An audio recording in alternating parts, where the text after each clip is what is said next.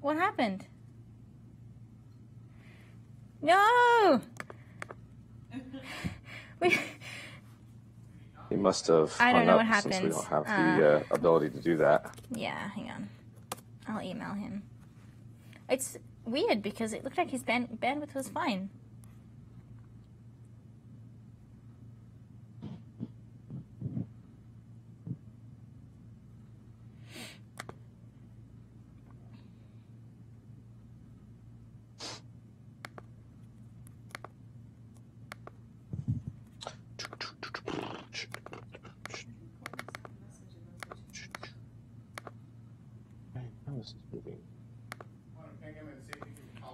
Yeah, that's...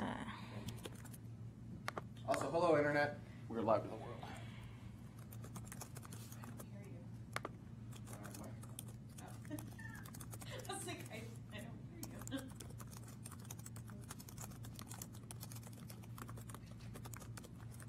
Still just interviewing herself. Today's going to be very introspective.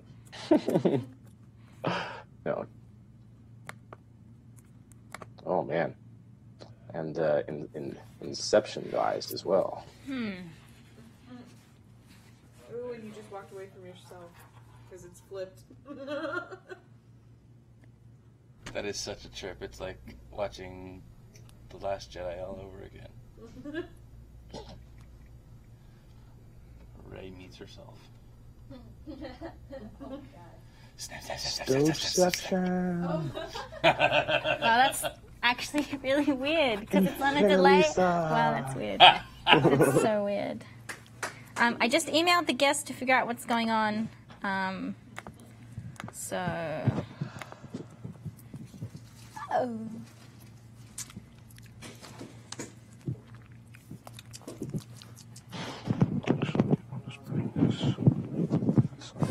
Yes, that'll solve my problem. What do you need? There's no water in the toilet. There's no water in the toilet? Okay. That's weird. What's up, Matt? I drank it all, sorry. How many times have I told you not to do that in public? Is the Sorry. valve open on the bottom, Jared?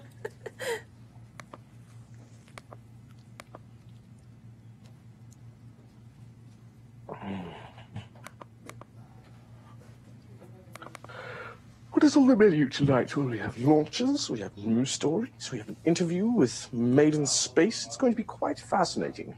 No, it's working fine. It's just there's no water filling up. Like working right here. Right. Hello, Dad Dog.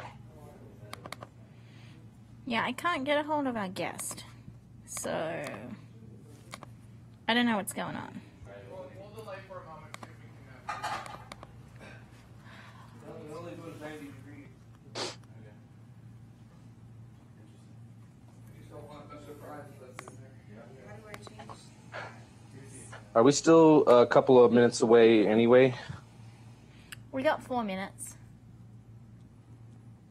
All right, I'm in a hurry then. No. Quickly relieve so that I don't have to worry about that later. Right back. Here. So, you know the big mess on 105 yesterday morning? No. There was a tanker and a truck that collided, and the tanker exploded and both of them perished. Oh, Lord. At this point, I feel like maybe the guest lost all connectivity to their house, maybe? Behind the accident and was stuck a half mile away from Crenshaw. Mm-hmm. Couldn't exit. She was there. She texted me at 5:20 in the morning. I was already awake.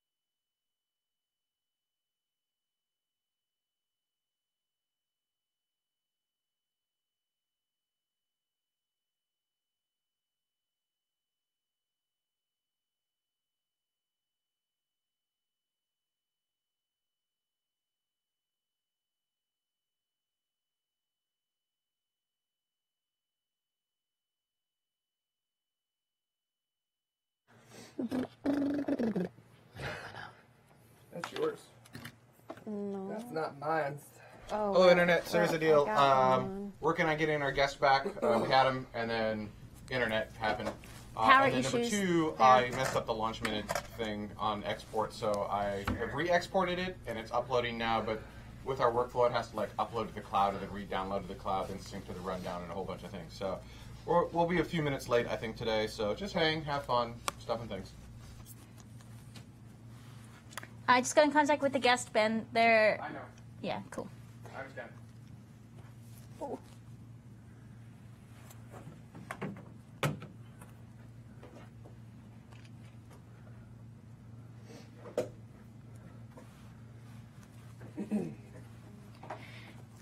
Keep my phone with me just in caseies.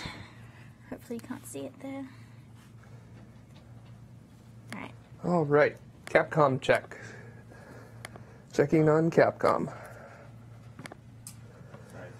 Checking on Capcom. How's it going? This is about as loud and energetic as I'm going to get today.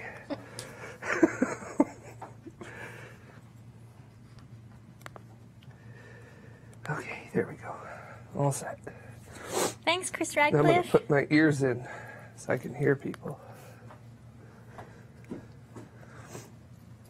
I wish I had detachable ears.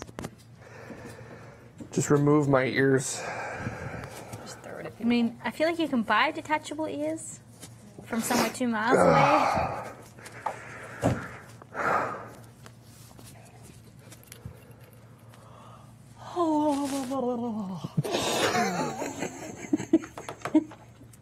Still morning. Hi, Quark I'm Spin. from Bulgaria. Hi, Bulgaria. Oh no, there was a dad joke that I didn't see. Hold the phone. Let me go back. How am I? I'm alive. Who's moosing on the guest channel? Hi. Hooray! That, wow. Thank you, Justin. I feel like that was a mission and a half. Yeah, wow. Wait, Cool. Hungary, Germany, Bulgaria, Australia. Yeah, I was going to say, folks in Australia are watching us at like 4 or 5 in the morning. Okay, so just checking, Justin, can you hear us now? Hopefully? India. Ooh, Potentially? cool. Hopefully you can hear I us. feel like I should take like an espresso shot. Earth to like Justin, calling Pixie Justin. stick straight to the Can you hear noodle. us? Huh, we are getting no audio from you. That's very interesting. All right, punch me in the face. Just kidding. I need to get jazzed. South Africa. Although sometimes Zoom does that weird thing where like it doesn't... Indonesia. Switzerland. Yeah, cool, no worries. I feel like this is a time where I always think I should really learn sign language for these moments, and then I forget, and then these moments happen again. I'm like, I wish I knew sign language. That's assuming the people on the Whoops. other end. Oh, the chat room just balked. Oh no. This is gonna be a show, guys. Just saying. Hey. It's gonna Yeah, be this a is show. going to be an interesting one. Welcome to. There we go.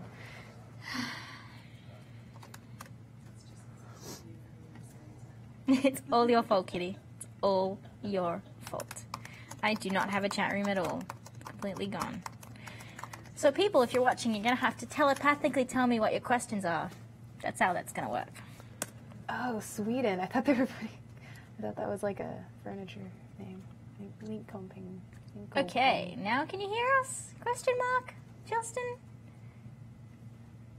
Maybe if I make my voice go even higher, it will transmit better. Everyone's asking, how's Jared? Let's go up and How's up, Jared? What's up? How's Jared? I'm doing okay. How's Jared? Dad, are we How's receiving Jared? any audio? Negative. I still have a little bit of throat pain, but you know. Do you want a cough drop? I've got them. I've been using them. I'm stoked. I am on deck. Oh, I hear something. There we go. I think I hear something. I knew there was a reason I bought Ricola in bulk. Justin, are you there? Okay, let's see. He always had Ricola. Does he? He always has it for Oh, some yeah, The way I that's reason. heard well, that Matt last talks a part. lot. But today's not going to be a show. Today's He going to be a pontificates. great show. Come on, everybody, get Oh, excited. Michael. Oh no. It's a space mic. Right, Jade? You said you needed a little. Punch I'm not going to punch you in to the the face, face? obviously, because I can't. But, But if you come could, on, you let's would. get excited. Well played, sir.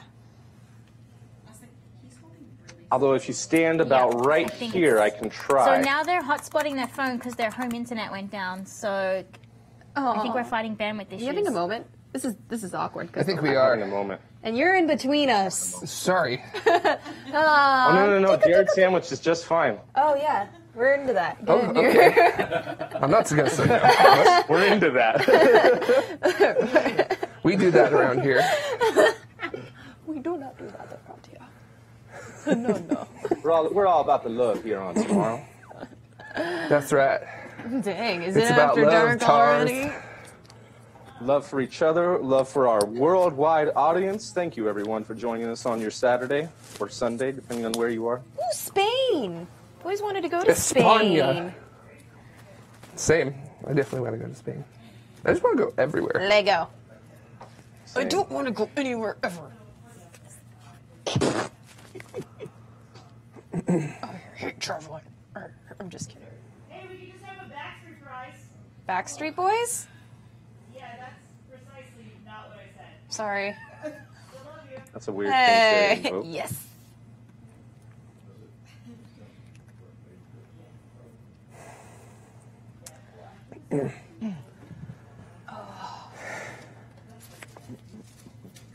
Ben, what do you want to do?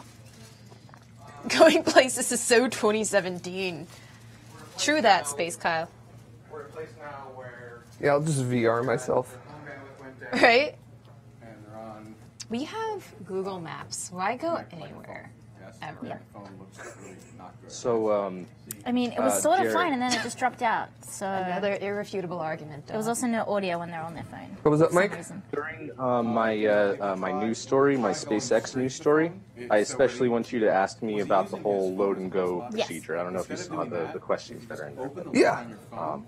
Just use your phone. Yeah, we should be good with that. So, Blurred and It'll Grue. ask you to install an app, and then you can just use the phone. Smoketown, USA. Well, I am in Flavortown, right next door to Smoketown. Are you guys? someone's in sunny Scotland. Yeah. Hello from Craignadoon.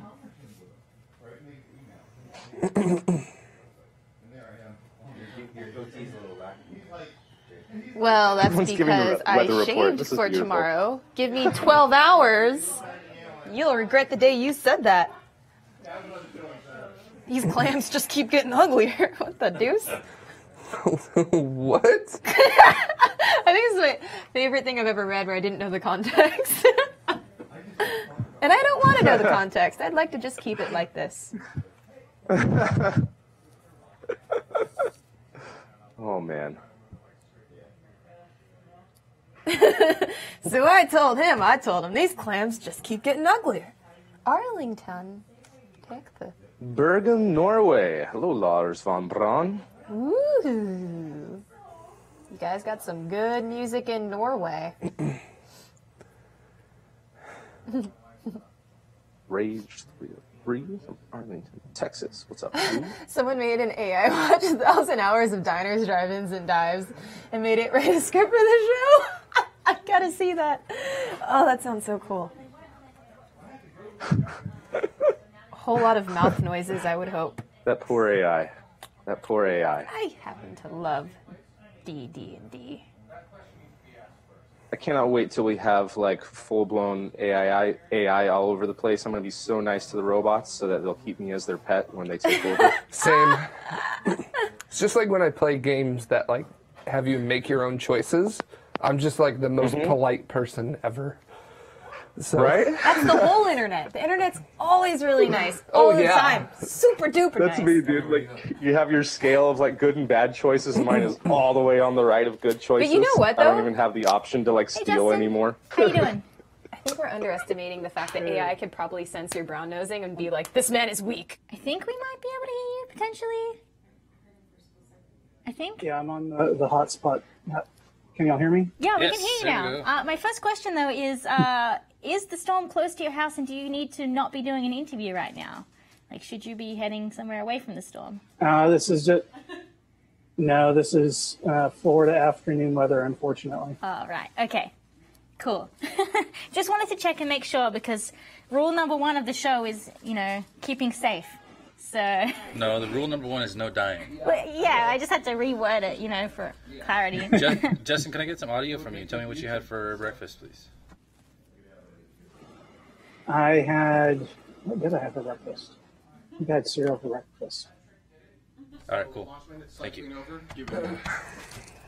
sure we got that. Okay, cool. The show's fighting me. Drinking mayonnaise. Oh my God. Being on the phone, it looks great, so... I think we should just mix this Drinking shit. mayonnaise and smoking lettuce.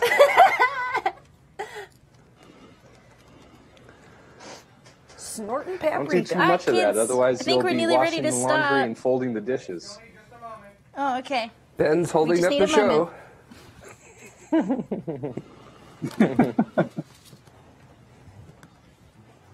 That's right. Ben is holding up his own show.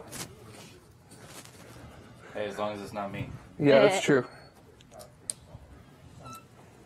He can be as late as he wants. I've now shut the door. There will be no bathroom from here on out. So, did we fix that, by the way? Okay, well, I guess somebody I will guess find we're a out. real space This station is a now if U.S. our toilet space keeps breaking. station. It's broken. I guess anywhere could be a bathroom if you think about it. Just don't go on the Russian side. You're not wrong, Jade. Nor am I ever. That's what shovels are for. Please die safely. Clams. Nope, show's officially started. This is it. Yep, here we go. Here it Did you is. load your rundown? Let me know if you can see the one. You'll have that. Did you reload the rundown? Decollage. Rumble in the jungle. No, I need you to reload the whole thing. The second you walk, before you walk through the door, I did. Hello again. I like the music for this. I didn't even eat my breakfast yet. I got distracted. I'm hungry. I had like a quarter of a bowl of cereal for breakfast because I still can't eat a lot. Did you let it get soggy at least? Yes. All Did right, you drink it? let's start the show. Everybody ready? Orange. Mike, Did that ready? one work? Did it have the Yes, Chinese yes, footage at the yes. end of it? I'm Yes, allowed to say yes. hello and welcome, right? Yes. Okay, because you Okay. guys stopped it before then, so I didn't see it. Well, it was 2 minutes long. Just What do you want me checking. to do? Just checking. Okay. Everybody ready? Okay. Okay, I'm gonna.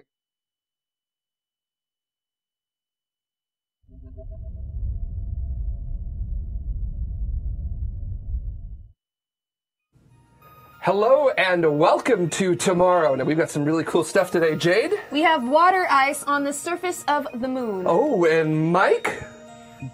SpaceX has made some critical updates to get closer to their first crewed mission. And then over on the lounge, Lisa, you're talking Hi. to someone cool. I've got Justin Kugler from MadeInSpace to talk about autonomous space construction robots. Hoo-hoo-hoo. All right, everybody, stay tuned. This is Tomorrow Space, Orbit 11.33. Good morning. How's everything up in the sky?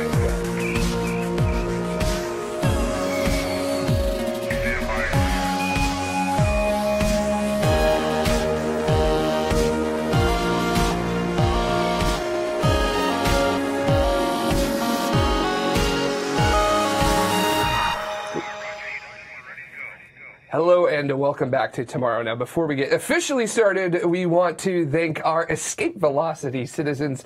These folks give... What's up? Citizens go at the end.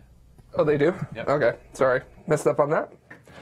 You're welcome. So, actually, like to, take two. Like to take it from the top if we can. We can take a little bit more time in the cold open. Like, this is a moment where we're getting people excited about the show. So instead of a one sentence like, I'm going to talk about ice, I I want to know why you're excited. I don't care what you're talking about. I care like why you care. Oh, okay. Right? Does that make sense? Same thing for you, Mike. So, and then yeah, that's what I really want out of that. So we can take a little bit more time. Okay. But I don't want to spend I don't want to do the whole story, but just like oh my god, I'm super excited because such and such.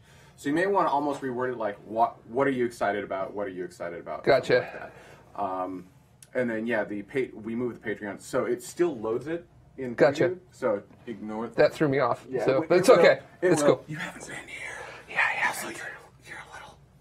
Yeah, I'm sort of not It here. took a part of your brain. Like I haven't whisper actually. Like I haven't been here, That's but I'm also even like worse. sort of not here. Like you know what I mean? Yeah. It's like you're having an out-of-body experience. Yeah. Watching from Let's a try this corner. one more time What's up, with dude? with those notes. Ready? Go. Got it. All right, Thanks, time Dad. to I'm just actually projecting myself from the 7th plane to be here. You are wherever your console.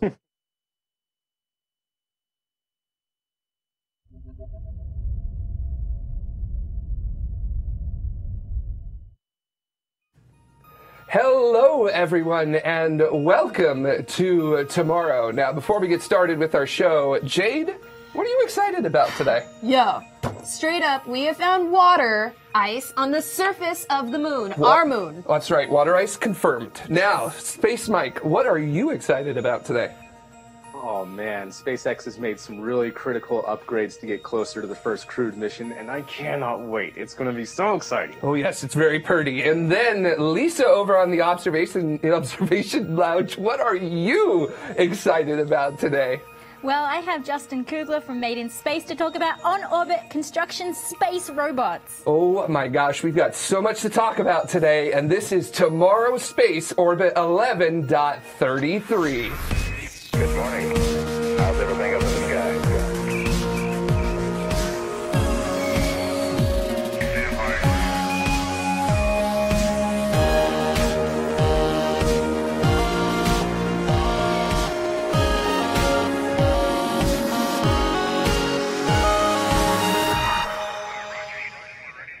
And welcome back. I'm Jared. I'm going to be your Capcom for the show today. And we like to start off the show with some launches because launches are very exciting. So I'm going to throw it over to our resident rocket expert, Space Mike, for the epic launch minute. So, Space Mike, are you ready to go with the launch minute? Absolutely. Let's take it away. We had 2 launches this week, and both of them were amazing. First off, we have a Vega launch, an MadeInSpace Vega launch, and this launched from the Ensemble de Lancement Vega, or the Vega launch area in Corot, French Guiana. And this launched on August 22nd, 2018 at 21:20 Coordinated Universal Time. The payload for this mission was the Atmospheric Dynamics mission Aeolus Earth Observation Satellite. And the ADM Aeolus is the first satellite with equipment capable of performing global wind observations and will provide much needed data to improve weather forecasting for the European Space Agency. Aeolus will be the first satellite capable of observing what the winds are doing on Earth from the surface of the planet into the stratosphere at 30 kilometers up. It's using an atmospheric laser Doppler instrument to do this and will communicate with the ground via X-band and S-band antennas. And something interesting is that in Greek mythology, Aeolus is the name of the ruler of the winds, so it's a very fitting name. Congratulations, MadeInSpace. But there was another launch this week.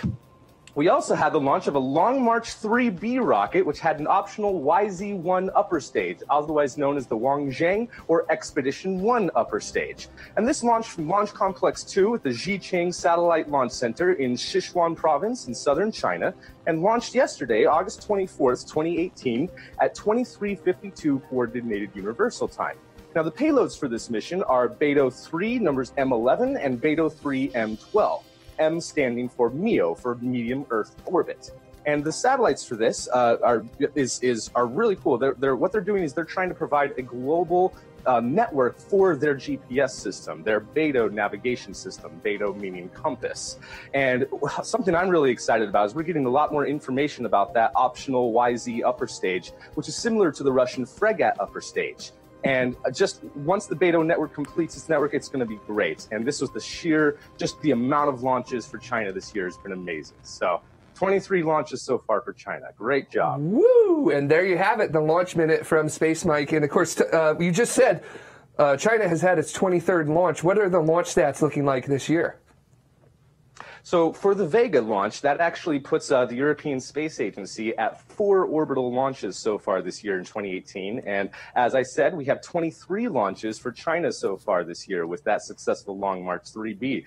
So the tie is so close, and I cannot wait to see who ends up launching the most amount of rockets this year. But something interesting is that China's previous record for their most amount of launches was 22 launches back in 2016. So they have beaten their previous record. This year's ended up just being so exciting. And we're not even in the 4th quarter of the year, so we're cooking along, everybody. The race is on.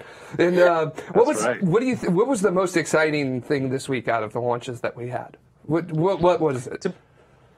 To be honest, just seeing the Vega just leap off of the pad like it does. I mean, all those different solid rockets, those missions are really amazing. And I know Carrie Ann especially loves it when we see those things just take off like that instead of the nice slow acceleration like you see with a lot of liquid rockets. So to be honest, just because it was beautiful footage, and I love seeing it take off like that.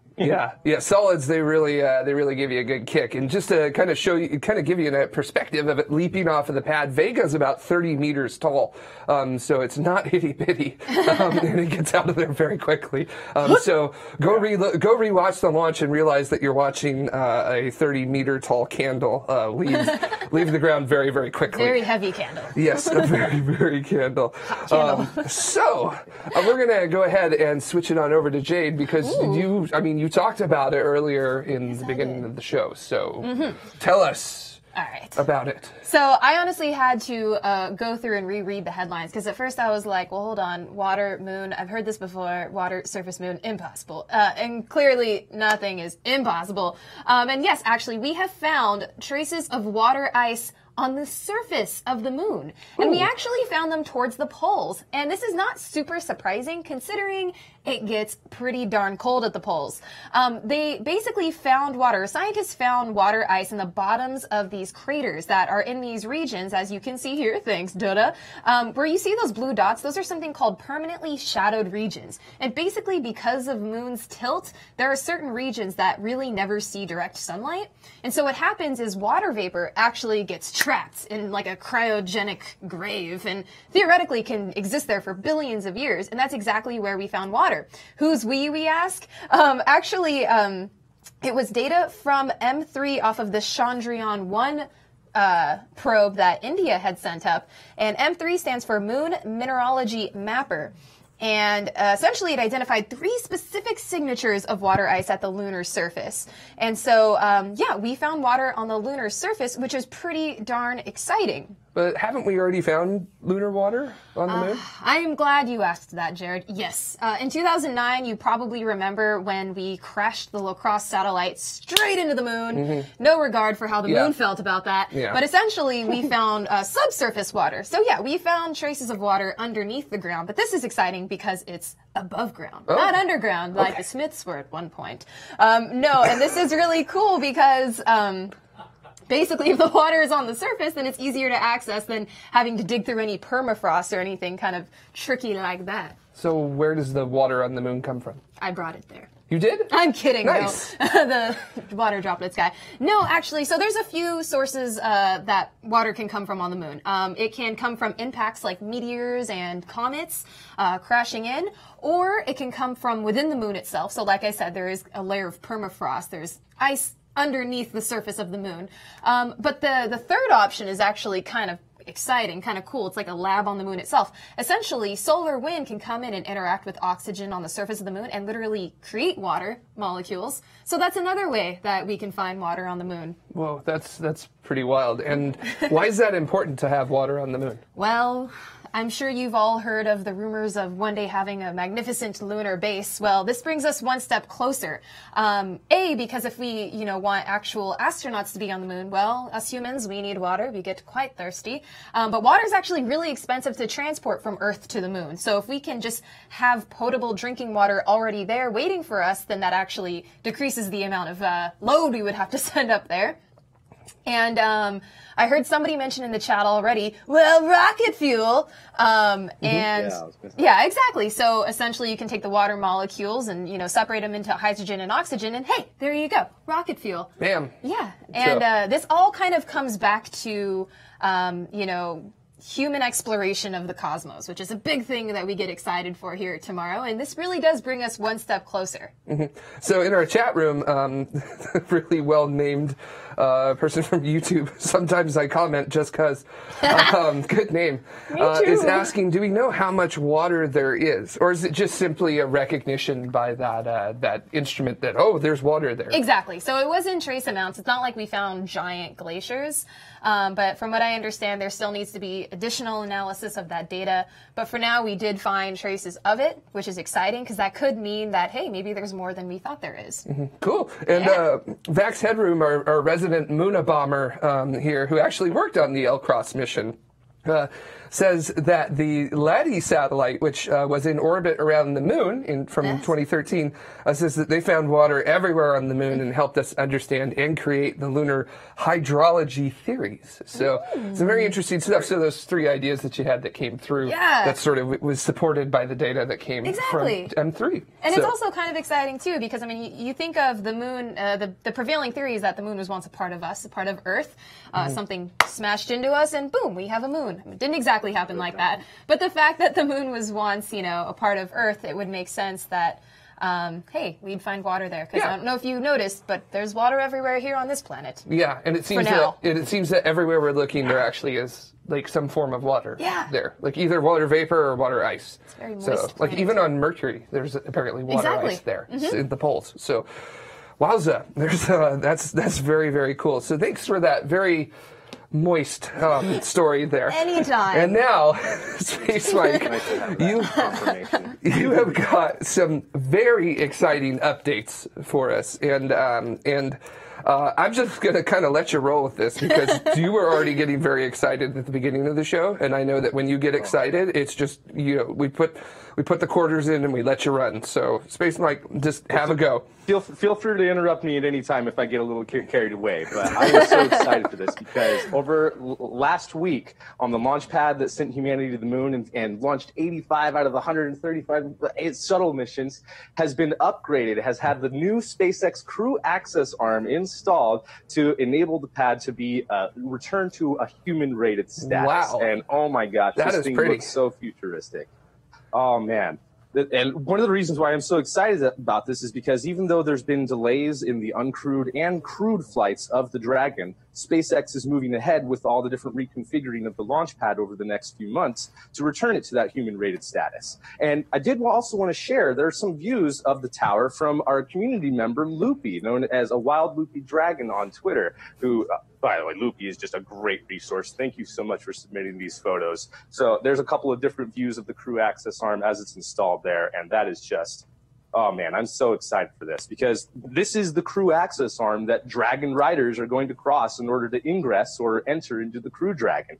And after this, the next task is going to be the installation of the slide wire escape system should the need to evacuate Dragon quickly arise during pre-launch operations. So, this is really cool.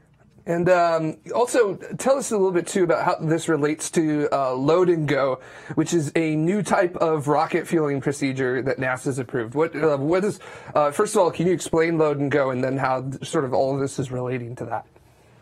Absolutely. So this proposal that NASA has approved from SpaceX is actually something that they've been doing for a while now with the way that they load the Falcon 9 prior to their satellite launches, which is loading the fuel just in the last hour of the countdown instead of hours before and letting the fuel boil off and just kind of, top it off as they're waiting for the launch to happen.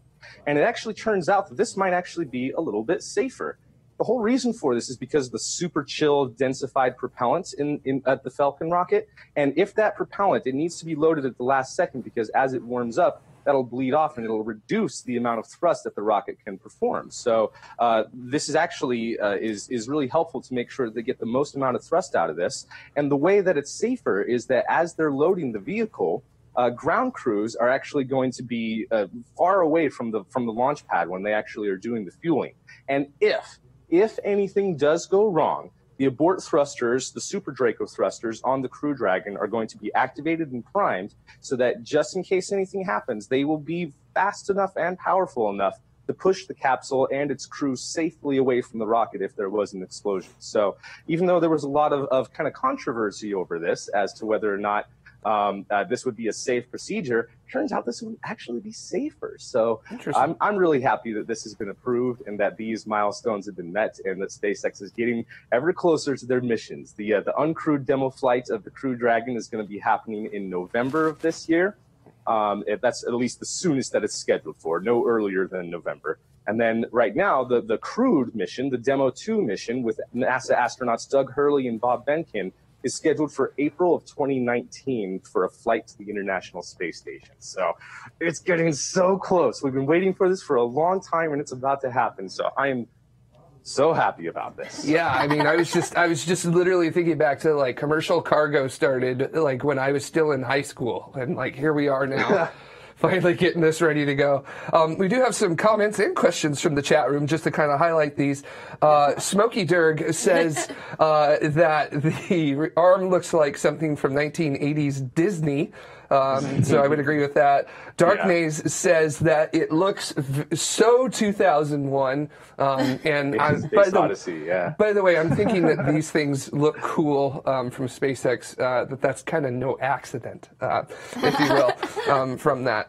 Stormer in our chat room is asking, does it retract or swing? So does it pull backwards or does it swing over to the side? Which one does it do? It's going to swing over to the side. It's not going to retract. It's going to swing over to the side. So for the next couple of missions that they're going to be doing there, even with the uncrewed demo flight in November, there's no need for the crew access arm. So yeah, that's just going to be swung over to the side so that it's not in the way during the launch. And even for a crewed launch, that's how it would happen. As right before the countdown, the crew arm will swing away after they're all loaded and everything like that. Yeah, just like shuttle on 39A. You know, the crew access arm stayed there until maybe, I think it was what, like 10 minutes before launch, then it would swing out of the way and have it out of the way. Therion also wants to... What's interesting about this, too, is that it's actually, if you look at the old arms on this pad for the space shuttle, the crew access arm was quite a bit lower than this, and where the crew access arm is now for the SpaceX crew access arm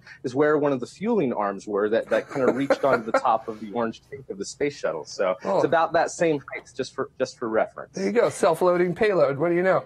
And then Therion also wants to ask, will they have an emergency cableway as well? So, jumping in a basket and riding the basket down in case things go wrong. And that's why I was mentioning that's the next task is to install the wire and the basket for that. So not exactly sure what that's going to look like, if it's going to be more like a hot air balloon or if it's going to be kind of like the system that you just strap into that ULA has for the pad for Starliner. All right, very, very cool. Well, thank you, Space Mike. That was fully informative, and I now know everything about 39A that there is to know so far. So very, very cool. So back to you, Jade, because you're going to tell us a little bit about Jupiter. We're going to go out to the outer solar system, one of my favorite places. And you got something that's talking about Jupiter's stripes, and why should I be excited about Jupiter's stripes? Well, okay, a few reasons. A, because you are a rocket scientist and an astronomer, so you should, I don't have to explain that to you. Not really. But for the audience, the reason you should be excited is because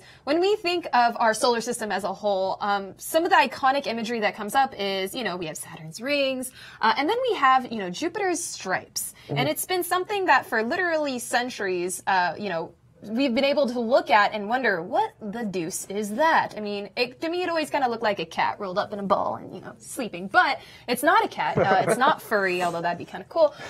Essentially, Jupiter's stripes are these really, really interesting weather patterns. And if you've been keeping up with the Juno mission, Juno recently sent back data that told us exactly how far these storms or these weather patterns actually go down into Jupiter. We found out that they extend about 3,000 kilometers deep, which is only about not even 5% of Jupiter's radius. So they go down relatively far, but then what we found is that they just stop abruptly. Like, they don't go down and then kind of transition into gaseous hydrogen. They just kind of, bam, like a wall. So if you see this lovely image here, this kind of shows you a rough layout of what Jupiter's interior looks like. You have those clouds, which are those stripes. Those clouds then turn into gaseous hydrogen, liquid hydrogen, metallic hydrogen. I'll explain what that is later. And then potentially a solid core. So what scientists Navid Constantinou and Jeffrey Parker did was they actually wanted to find out, well, why does it stop so abruptly instead of just transitioning, you know, very gradually? And what they did was they deduced a mathematical model that actually explains why. And the answer, folks, is magnetism. Oh, snap. You see? So what they did is, again, they devised a mathematical model, and they actually used data from our own jet streams and weather patterns here on Earth, and they were able to actually explain that the storms only go down so far, and they stop at a point where we think the hydrogen of Jupiter becomes something called metallic hydrogen. And essentially what that means is, if you look at Jupiter, it's made mostly of hydrogen and helium, but it's massive. And hydrogen does creepy things on Jupiter that it does not do on Earth, in that there's so much pressure compressing these hydrogen atoms that the electrons literally get squeezed out. You have this like kind of juicy electron soup. So basically the electrons can move like they can move through a metal. Precisely. Exactly. It becomes conducive, and you have electricity, and you have magnetic fields. That's cool. And so that starts to happen right about where the stripes stop. And is that a coincidence? Maybe not. Probably not. Huh. So we think that the magnetism is actually what's stopping, because based on data we've actually already kind of studied here on Earth, magnetism tends to halt jet streams like that. Gotcha. So we've actually, so that's how we know that the magnetism influences Jupiter's jet streams. Exactly. Based on the models that we've done. Exactly. So this is kind of a really exciting intersection between theory and observation. Do we still have a good idea of what causes weather on Jupiter yet? Well, yeah, of course. So basically, when you're looking at Jupiter and you see those bands and zones, what you're seeing is all of those reddish colors are ammonia, and those stripes are basically caused by jet streams on Jupiter. The reason why it has those fancy jet streams and those beautiful patterns is because, unlike Earth, there's nothing physical obstructing those winds. So you get rather smooth, very defined lines. Versus on Earth, again, we have those pesky mountains and, you know, we're a very lumpy planet. But yeah, essentially, that's what happened. And again, it's pretty exciting because we had found this data, and what the scientists actually did was they were able to match kind of like a theoretical prediction with the data that they actually saw. Whoa, that's when you know you're doing very good. Exactly. As a scientist. So what's the point? So what's the point of this? Like, well, I'm glad you asked. Because that's happening to Jupiter. So I know, what's right? the point of it here on Earth? Well, I'll tell you why you should care. The vast number of exoplanets we find happen to be Jovian-like in that they're gas giants, and a lot of them are what we call hot Jupiters. So hot Jupiters, you know, so hot gassy giants. Sounds like a few of my brothers, but essentially. This is exciting because, again, if we're looking at habitability and we're looking for potential life sources in exoplanets, then being able to understand our own gas giant in our backyard would help us to better understand those farther out.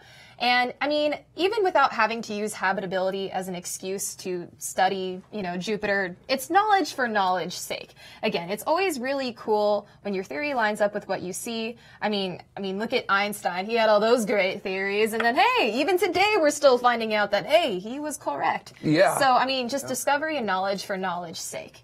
Yeah. Interesting. Blows my mind, though. I've always just assumed that the storms went hundreds of kilometers in, and this blows my mind that it's only 5 kilometers. Is that what you said? That's how far the storms go before they stop? No. The storms themselves, 3,000 kilometers. 3,000. Yeah, which I mean, relative to the entirety of Way less than I thought. That is amazing. So we do have some questions from the chat room to kind of bring it from people. Henny's Warwarp on Twitch is asking, how fluid would the hydrogen be at these pressures? And if I recall, it's basically like That's your answer. Exactly. Nobody, and it kind of leads into Space Kyle's question from our chat room as well, which is, have we ever made metallic hydrogen on Earth, or are the pressures and temperatures too extreme? I'm excited you asked that, Yes. Space Kyle, because we have actually been able in labs to somewhat do that to hydrogen, but only very small amounts at very, very short amounts of time. Not very long enough to do anything too substantial when it comes to studying it, and that's why Jupiter has always been pretty fascinating in terms of like a physicist standpoint, is because, well, literally it's doing things to hydrogen that we can't really dream of doing here. Yeah. Yet. Yeah, if I remember, in the 90s, they were working at Harvard to do it, and they were using an instrument called a high-pressure diamond anvil cell, which is literally an anvil that squeezes two diamonds together in order to generate over 1 million atmospheres of pressure. And then they would fire a laser into that as well to get it up to nearly 3,000 Kelvin in order to work with that as well. So, That oh my is gosh. dumb hot. That is like, holy smokes. Awesome. So, slightly difficult to work with that. A little bit. So, just a bit. I mean, but there you go. That's such a cool story that they were able to. They literally modeled it and then confirmed it. Exactly. So Yay, very cool. science. Yeah. Woohoo! Now, speaking of yay, we'd like to say yay to our escape velocity citizens that help us out here on the show. Now, they give us $10 per episode. They make the show happen. Thank you for supporting us. There's many ways to help the show. You don't have to necessarily, give us money in order to make the show works. You can subscribe. Don't forget to choose to ring the bell as well on YouTube. You can go to community.tomorrow.tv. We're always looking for help there as well. And if you'd like to financially help us, you can also head over to patreon.com/TMRO to help us out as well. So we're going to take a quick little break, and when we're back, we've got Lisa on the observation deck. We're going to be talking to MadeInSpace, and I'm very excited to hear what they have to say. So stay tuned. There's more tomorrow right after this. Look into her face, determination in her eyes. She won't give up or quit or fall for little fashion lies. Filled with awesome expectation, this girl's a fascination. And nothing in her way will keep her from her destination. Cause she's fire walking, she's fire walking. When it's hot, she keeps on moving. Through the heat, keeps on improving. Yeah, she's fire walking, she's fire walking to be free. And thanks for sticking with us. My name's Lisa, and I have Justin Kugler here from MadeInSpace to tell us about some really, really cool stuff. So first of all, Justin, thank you very much for taking time out of your Saturday to be with us. Thank you. I'm very happy to be here. My first question for you is, could you tell us a little bit about your role at MadeInSpace and why the company even exists? Sure. So I'm our business development director for advanced projects, which means not only do I go, find new business for the company, it's my job to help go find all the new blue sky projects that we do, build new strategic relationships, and really help people understand how to use our technology and how to put it to work. And that's really what we're all about, is moving the means of production from Earth into space so we can create new missions, new business opportunities, and industrialize from low Earth orbit out to the other planets, and really bring space into our economic and science and social sphere. That's so cool. So you guys have this whole plan of, we can't just go straight from what we have today to constructing giant structures in space. There has to be steps along the way. So what were the first steps that MadeInSpace took to enable this, on-orbit construction future? Sure. So when our founders got together through the Singularity University Graduate Studies Program, and when they looked at the state of the space industry, they saw there were a lot of people trying to do really interesting and really exciting things with launch. And there are a lot of people trying to do really interesting and really exciting things with small satellites and CubeSats and things like that. But they noticed that there really wasn't a whole lot of activity going on with in-space manufacturing. People had tried to do that in the past. There were, giant constructors that were intended to be flown in the space shuttle payload bay. And, back in the 70s and 80s, there was a vision that the space station itself would become a massive construction platform for deep space missions. But it turns out that if you try to apply conventional manufacturing techniques in space, they don't all work exactly the way that we think that they would. So our founders decided, how about start with a clean slate and look at what is the state of manufacturing technology today, what is adaptable to the microgravity environment, and then how can we build on that to expand those capabilities over time. So they started by putting the first 3D printer on board the space station. It's based on a fused deposition modeling process, which you see in 3D printers all over the world today. But we learned that gravity actually does a lot of the work for 3D printers on the ground. So we had to devise an entirely new control and deposition mechanism so that you get a very precise layer build every single time. And we refine that process enough so that you can run a printer on the ground, run a printer on the space station, and run a printer through the entire +2, -2G parabola on a parabolic flight, and you can't tell the difference between the three. Wow, that's incredible. So you guys sent a 3D printer up to the International Space Station. Is that the only equipment that you guys sent up there, or was that part of like a larger project? Certainly.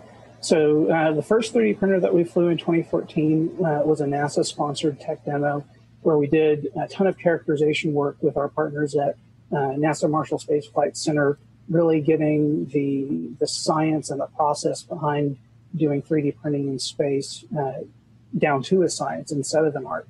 And based on those lessons learned, we then flew our second generation printer, the additive manufacturing facility, to the space station in 2016.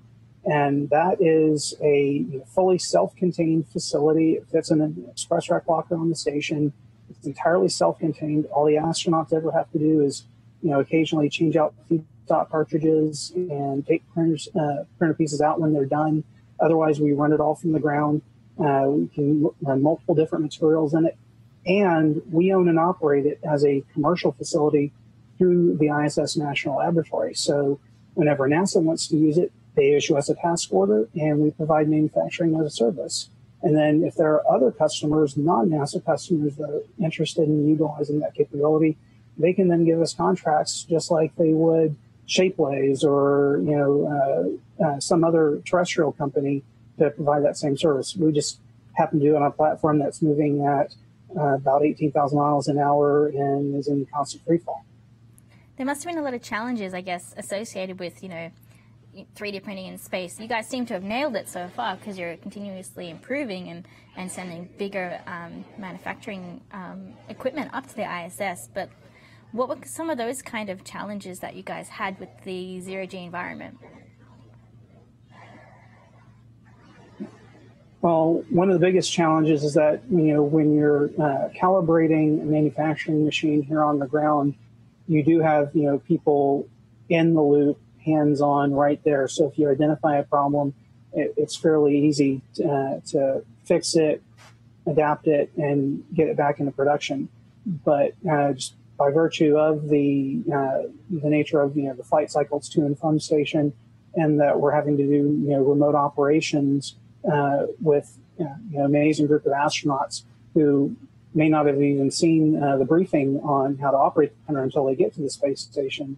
And having to do all the internal operations remotely, troubleshooting can actually be fairly time-consuming. That's why we spend a lot of time working with our hardware on the ground, making sure we understand all the ins and outs of it, and automating as much of the process as we can so that we can minimize that troubleshooting process on board.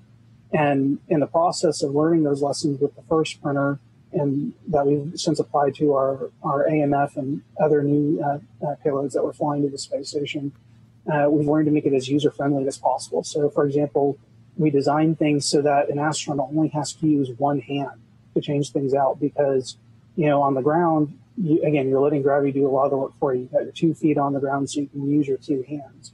Whereas up in space, since they're floating around, they have to be able to position themselves, and they may have to be holding something else like a flashlight or another piece of equipment while they're doing some kind of troubleshooting or part exchange operations. So We've designed that so that all they have to do is use their one free hand, either change print heads or move feedstock cartridges or change print trays, things like that, just to make it easier for them. And these are things that you wouldn't normally have to think about when you're doing operations on the ground.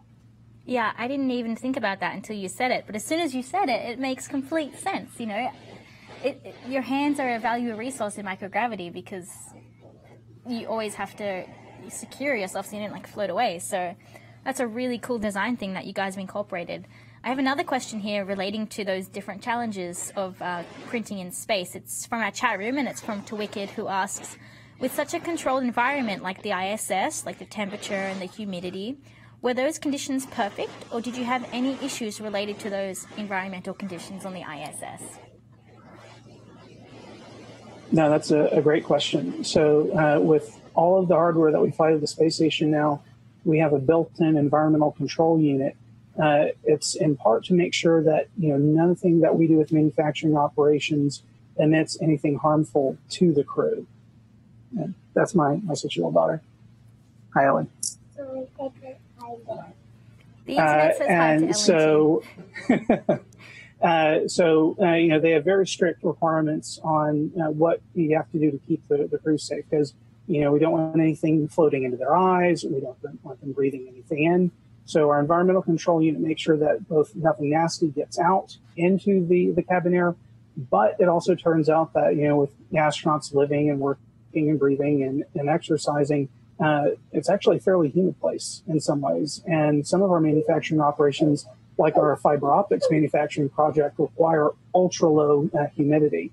So we have that ECU to also make sure that the internal manufacturing environment is exactly where we need it to be. That's really cool. Another question kind of related to having things floating around in the printing environment comes from our chat room. It's from Avitus Nova, who asks, how do you initially secure the object and prevent it from floating around in the printer? Another great question.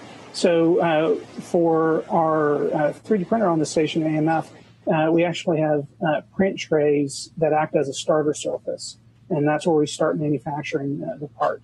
But we have very careful manufacturing operations so that it doesn't actually adhere entirely to the print tray. It just acts as a kind of temporary tacky surface. So that way, when the print is done, all the astronaut has to do is pull it off. But they don't actually have to, pry it off. Usually, unless we're working with something like HDPE, high density polyethylene does get kind of sticky. So we do actually have a little pry tool for the astronauts if we're printing with something in high density polyethylene. That's really cool. You guys seem to have thought about pretty much everything related to that. So that's awesome. Another question from our chat room is from Space Kyle. So Space Kyle asks, your current printer uses plastics. Have you done any work to determine the viability of other 3D printing methods, such as using resin or metals, UV lasers, stuff like that? Yes. So we're actually doing a lot of work on other materials right now. We have got a phase 2 small business research grant underway with NASA Marshall right now for a hybrid metal manufacturing process where we will actually generate what they call a near net shape out of a welding-based additive metal manufacturing process. And then we've actually figured out how to make CNC tools that capture their own debris. So we can make kind of a rough shape using the additive process, and then we use the subtractive process to generate any fine surface features or high tolerance sections as required. And so we're very excited to be working on that with NASA Marshall, and we hope to fly that to the space station soon. We're also doing some work on resin-based stereolithography and microgravity. We tested that out on a parabolic flight, and we're working with NASA Johnson Space Center on developing a flight version of that right now. That's so cool. You guys are working on so much amazing stuff. If you get those new facilities up on board to the station, how does that change the way the astronauts go about their work? Certainly. So one of the things that I really love about our process is that it is inherently modular, inherently scalable. So, right now we have systems that are built around the kind of footprint that's optimal for supporting onboard the space station. So we designed to be as small, as compact, and as self-contained as possible. But we're also working with the companies that are developing the habitats for the Lunar Gateway, as well as commercial low Earth orbit facilities, to build newer systems that are optimized for long-term operations. So, and when you combine that with our multi-material manufacturing capability, that would actually give you the ability to really make just about any kind of spare or any kind of custom solution that you might need. And that's a big problem that they're trying to solve right now, because there's a lot of mass and a lot of volume taken up on the space station with all of the tools and extra parts that they think they might ever need, because you don't want to get stuck not having one. And right now, while we're in low Earth orbit and we have regular resupply to and from Earth, that's not as much of a problem. But, even with the Lunar Gateway, it's only going to be, periodically sustained. And when you start talking about Mars missions, where, you're talking about months to years between supply missions, those people are going to be effectively on their own. And so they've got to have the ability to build whatever solutions they need to solve whatever problems they encounter in real time. We won't be able to just ship something up on the next flight like we do at the space station today. So we've got a lot of effort into making sure that we have that broad suite of capabilities available. In fact, that's one of the things I'm really excited about that we're working on right now. We have a grant from Space Florida to develop a new electronics manufacturing capability in space using additive processes with our partner company called Nanodimension. And they've developed a very high resolution electronic ink method that we're working with them to adapt to the microgravity environment. And so when you combine, that precision metal manufacturing with the polymer manufacturing that we do today and some of these more advanced capabilities that we're developing, then we'll be able to really, open up the aperture on what kind of solutions we'll be able to provide on deep space and long duration missions. That's awesome. By the way, the next question is for your daughter. Does she plan to go to space someday and work in 3D printing on the space station as well? Okay, Ellie, this question's for you. They want to know, are you going to go to space one day and build things up on orbit? I don't know that. You don't know yet? You're still thinking about it? Mm-hmm. Okay. She's still thinking about it. She did tell me once that space is dangerous, so I can go, but she needs to stay here and take care of her little brother. That is adorable. My goodness. So coming back to how manufacturing electronics in space, being able to have astronauts build what they need when they go to Moon and go to Mars and beyond, one thing that's also important is utilizing the resources that you have and recycling those resources. So we have a question from the chat room, from Twitch actually, from Hannes Warwarp, who asks, can you recycle excess printing materials to reduce waste? Yes, in fact, we are flying our first recycling machine to the space station in just a few months. We have a partnership with a company called Braskem North America. They're the hemisphere's largest producer of materials like high-density polyethylene. And they're based out of Brazil. And if you know anything about Brazil's industry, they've done tremendous things taking advantage of their natural sugarcane resource and diversifying it so that it's more renewable. And that's how they get their ethanol supply and more sustainable. Well, they've figured out how to make high-density polyethylene from the waste byproducts in their sugarcane industry. So now it's a renewable resource. Well, we've been working with them to make this high-density polyethylene fully recyclable. And so that's interesting on multiple levels. From the space perspective, high-density polyethylene is a great material for medical equipment, food-safe equipment. That's what milk jugs are made out of. And it's good for soft goods. On top of that, if we can recycle that, then that means that you've dramatically reduced the waste stream that you get from those kind of soft good and consumable activities. Braskem is interested in that because they have a vision of, one day being able to have sugarcane farms on the moon and Mars that have this, 100% renewable, 100% recyclable material cycle. And then on top of that, because our technology is, again, modular and scalable, they're interested in adapting that for their waste streams so that we don't have so much plastic going into the oceans. And because it's very important to them that the products that they put out be used for what they need to be used for, but then come back in and are reused in a significant way, so that way they're not contributing to the problem of plastic waste in landfills in the oceans. And they see our technology as helping them solve that problem. That's awesome. I love how people are working on things for space that can actually also parallel be used on Earth and help people down here and make our world and planet better. And to tie that in with what you guys have been doing as well, you guys are working on manufacturing fiber optics on the space station as well, I believe. Can you tell me a little bit about that and what the results of that were? Yes. So we're very proud of our fiber optics and manufacturing project. It's still in the experimental phase. Like I mentioned before, dialing in a process on orbit is very different than dialing it in on the ground. So we've done a series of experiments over the past year, making sure that we get all of the elements of the process optimized. We hope on the next flight to actually be able to do a complete end-to-end cycle. But, like I said, it's still a developmental process, so we'll see how that goes. What, makes us excited about the fiber project is that this is a fully commercial project. We didn't ask NASA for money. We didn't ask the National Lab Management Organization CASES for money. We are actually paying for this out of our own R&D funds and a standard commercial materials development grant from Space Florida.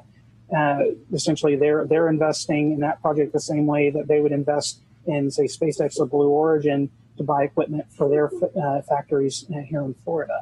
And in doing so, we're essentially building on scientific research that was done by the Air Force and NASA that showed that there are certain classes of materials that if you make them in a microgravity environment, the imperfections that you see on terrestrial manufacturing processes go away.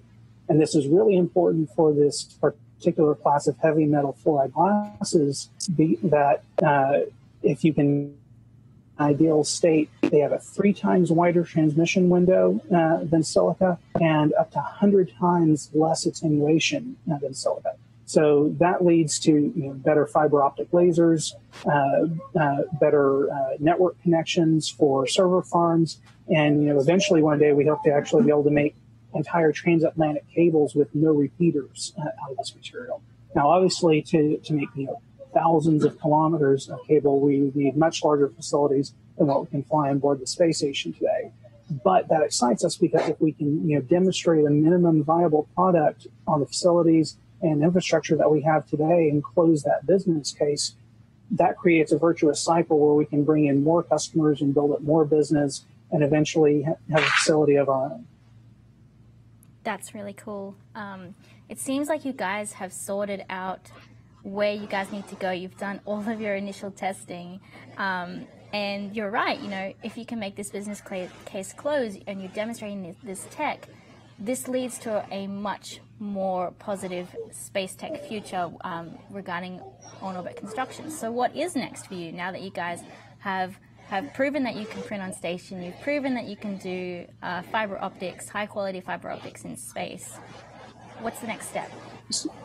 So there are 2 really big thrusts that we have at the company right now, and they're actually manifesting in a number of different projects. 2018 has really been a banner year for us. At last count, we have over 13 new start projects this year. We're growing our offices both in California and Florida. So if you want to help us build the next generation, we are hiring. It's listed on our website. But the 2 areas that we're really excited about right now are continuing this advancement of what we call microgravity-enabled materials. We have 3 new pilot projects in development there to manufacture high-quality superalloy metals as well as to manufacture high quality single crystal materials. So, for example, on the ground, when they make silicon wafers, it's a very expensive, very highly chemical, very high temperature process to make these large single crystals of silicon that they cut the wafers into.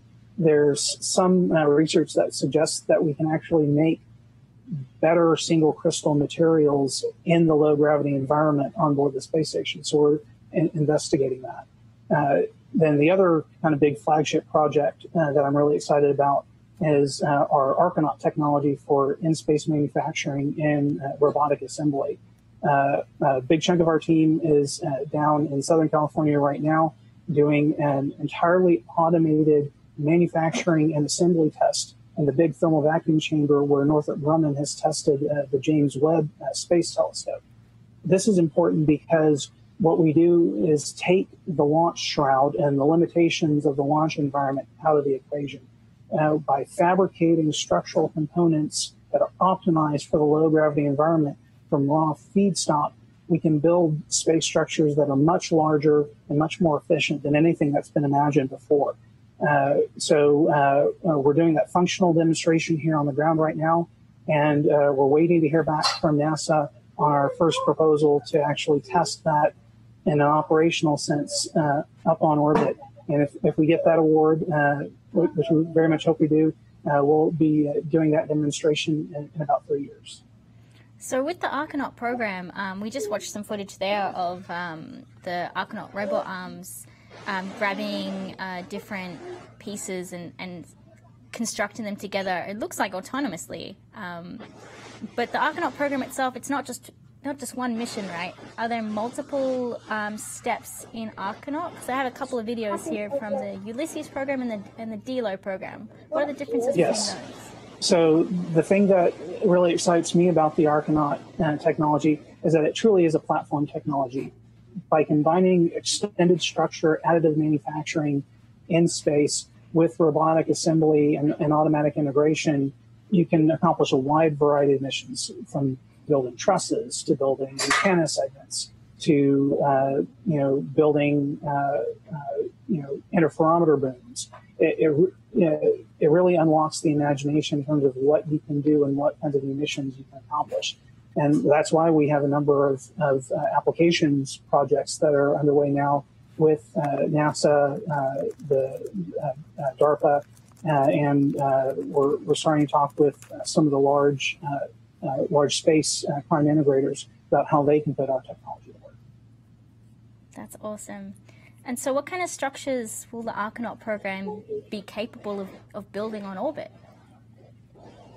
So, at its kind of simplest form, with the extended structure manufacturing device itself, you can make, very large, very efficient booms. For example, the test machine that we built through our Phase 1 project with NASA, we built a 37.7 meter long continuous boom, really just to see how far we could push it.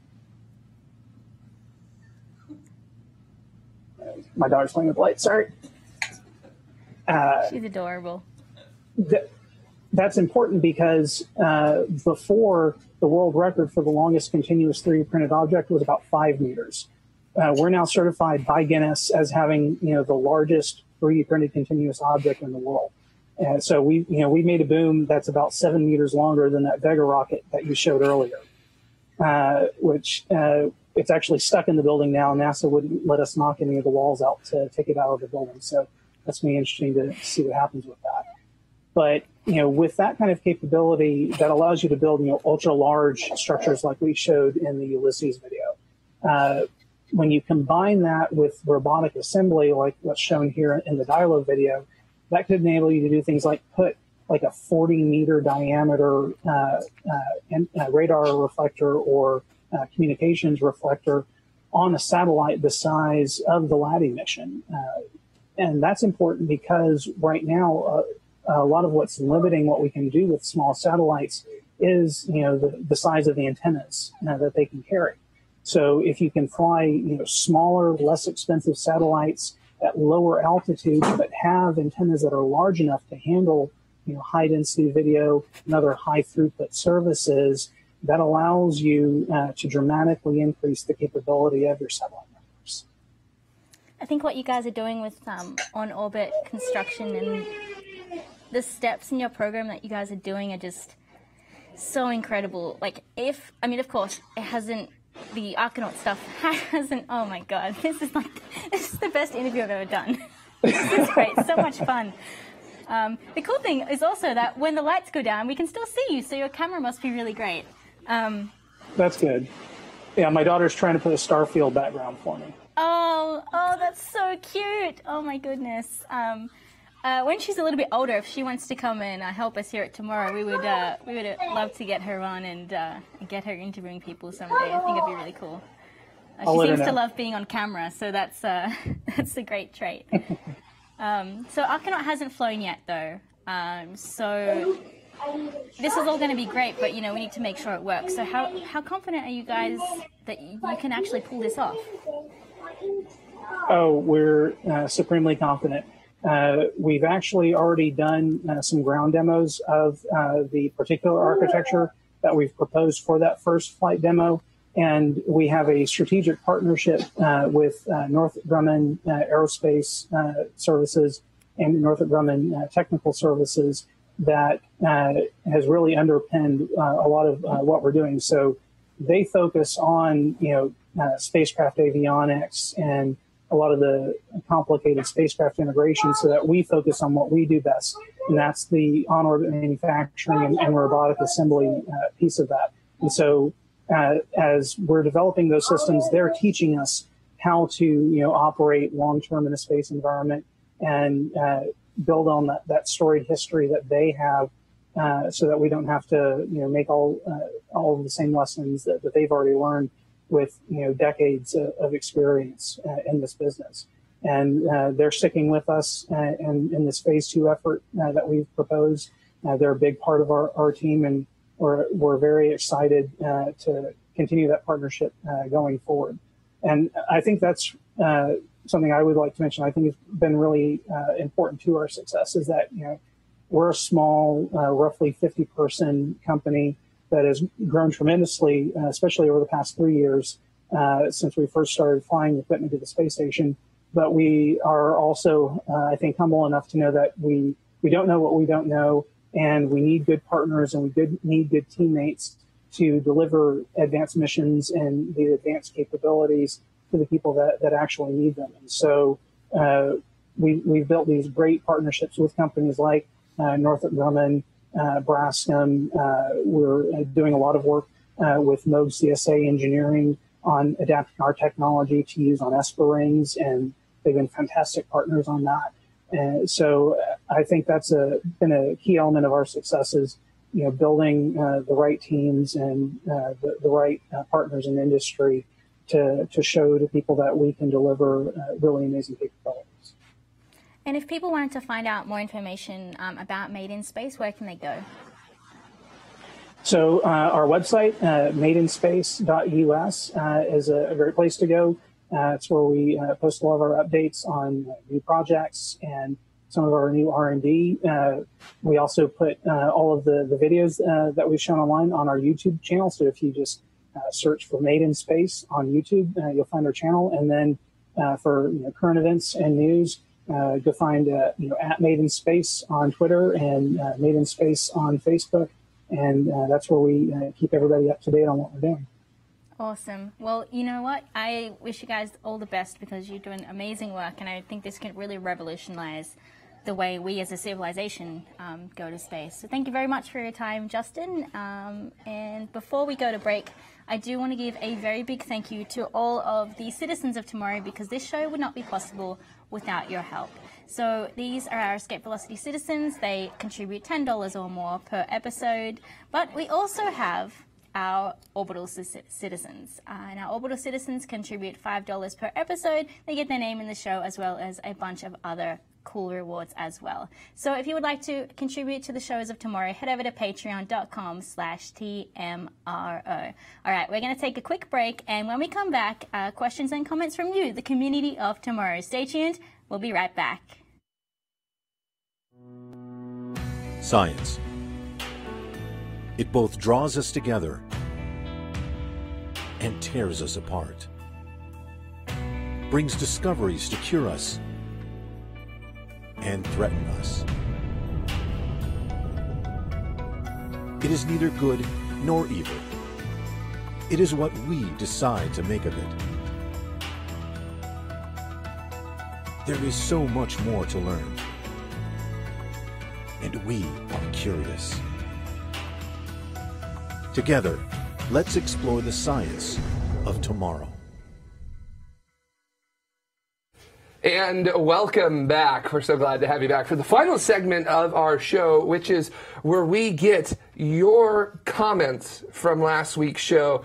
And we had a pretty cool show last week, I gotta say, which was about achieving big things with small sats. We had Emery Stagmer, who's here today, our resident Moona Bomber, Vax Headroom, and Craig Elder on to talk about small sats, and you guys had a lot of very interesting things to say. So, we're going to go ahead and get started with our first comment off of YouTube by Alejandro Alcantarilla, which is just a note. Velocity and position are always relative to something, so saying X probe is the fastest ever doesn't really mean anything. Parker Solar Probe will be the fastest probe to orbit the Sun, a velocity relative to the Sun. New Horizons was the fastest one to escape Earth, and Voyager is the fastest one to escape the solar system. And I did grab some stats for you guys, just to let you know some things, which is that New Horizons was the one that left the Earth the fastest. It was moving 58,500 kilometers an hour at third stage burnout, which is about 16.25 kilometers per second. So it was cooking at that point. And then Voyager 1 is currently exiting the solar system. I looked it up just a couple hours ago on NASA's website. They estimate that it's currently moving at 61,198 kilometers an hour, just a hair under 17 kilometers per second. So, wow. That's really fast. That's cooking. And just to sort of remind everybody that Parker Solar Probe will be the fastest object we've ever sent into the solar system in terms of relative velocity to the Sun, which it will reach nearly just about 200 kilometers per second when it is at its closest approach to the Sun in 2024, which is ridiculous. I want to know how fast the SpaceX Roadster is going right now. Oh, can you track that? I'm sure you could somewhere. Yeah. So that's definitely the fastest car in the solar system right now. So yeah, I guess if we're gonna pull that up, we can figure out how many kilometers per second it is. Actually, that's a real website.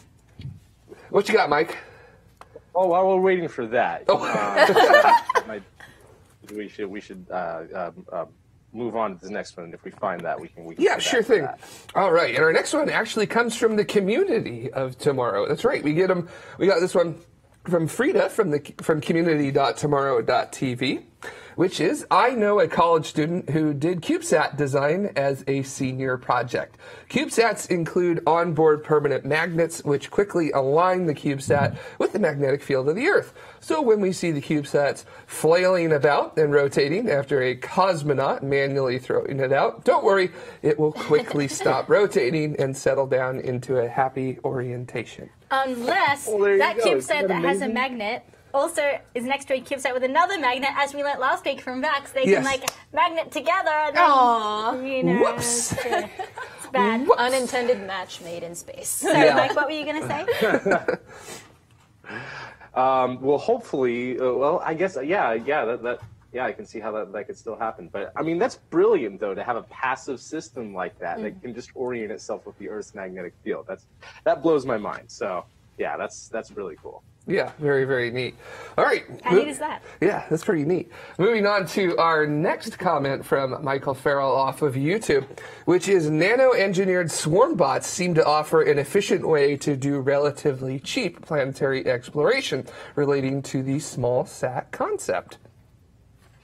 So small satellites, maybe the future of planetary exploration. So, I mean, we were just talking about additive manufacturing in space. Exactly. So why not literally just print a whole bunch of CubeSats on board of whatever you got, and then, you know, have your cosmonaut chuck them overboard, and then they use their own little propulsion system to go off somewhere. That would be cool. sounds adorable. There are a lot of companies working on CubeSat propulsion.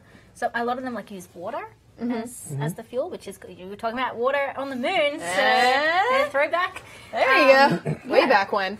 So if we use these resources that are around the solar system, load up your CubeSats, you're good to go. Exactly. Yeah, and I mean, the idea Go of ahead, having Mike. a bunch of swarms, it's redundancy. If you send up 100 spacecraft to do a mission and only 20 of them succeed, at least you still had 20 of them work instead of sending up one that doesn't work. So I really like those ideas, like from the Starshot initiative, or even the CubeSats that are coming out of Cornell University, that just chipsats as they're calling them, just swarming these things out, and even if just a couple of work, the experiment is a success. So. Yeah, I really love the idea. Honey's Vorwerp basically took the words right out of my mouth from Twitch, which is maybe each group of small bots could have different sensors. Just throw a flotilla of CubeSats at Neptune. Yeah, I was joking the other day with a friend that we should just basically get a Falcon Heavy of CubeSats and launch it at something. But really, that would work out pretty well, because you could have different instruments measuring different things at different altitudes as you go past Mars, or wherever you may be targeting with that. So it's almost like this birdshot blast going out there. And if you shot them at Mars, and say you had two CubeSats that were kind of away from each other, looking at the same thing, could you use that to work out the height of features and stuff? Yeah, because they're different angles. You absolutely should be able to. That's correct. And then and then we'll have a big cloud of debris as well out in the solar system for someone to run into. That was going to be one of my questions, because I understand the argument of quantity, and the more you send, the more likely at least a portion of them will be successful. Are they so small that the amount of pollution would be negligible in our solar system, or is it to the point? Do you think it would get to the point where it's there are just so many of these darn little rascals everywhere, and they're not exactly falling into planets or anything? I think if you look at how big the solar system is compared to a CubeSat, just chucking one out into the solar system is not as relatively dangerous as having it in orbit around the Earth. Absolutely. So, I can see that. Yeah. So, but also I would like to see some sort of mitigation. You'd think so, because think about it on a commercial, scalability. So let's say there's a commercial company that's oh, well, I'm going to manufacture 1 million CubeSats so that I can have even more accuracy or even more success rate. And then once you start to get into that exponential, we'll chuck 2 million. I know this is getting ahead of myself, but I just... Sure. Yeah, we might have a problem. A little bit. Yeah. But just still, a bit. Well, it's fine if you're doing that for low Earth orbit, because those things will deorbit just through drag over 1 to 3 months. But if you're sending these things out into the solar system, that's a whole nother ball of wax right there. So yeah, if you're sending out hundreds, thousands, millions of these things, then yeah, you are contributing to debris fields, so to speak, that could become a problem for our future. But and not just around like our what planet Jared's now. talking about, there's so many objects out there already, that are minuscule that we don't even know about that yet. That we would be contributing to with that sort of case. So, the danger's kind of already there, I guess, if we're worried about future spacecraft crashing into these things. But I agree with all of you. We should have some sort of mitigation for those type of experiments. But since we're only going to be launching the first CubeSats to the lunar system, hopefully next year, we'll get a lot more information about that type of thing. Just that distance and how we can mitigate those ones. What's their end of life scenario? Yeah, very interesting. Good discussion. Maybe that might be something I could see a roundtable topic or an ISDC panel about that at some point.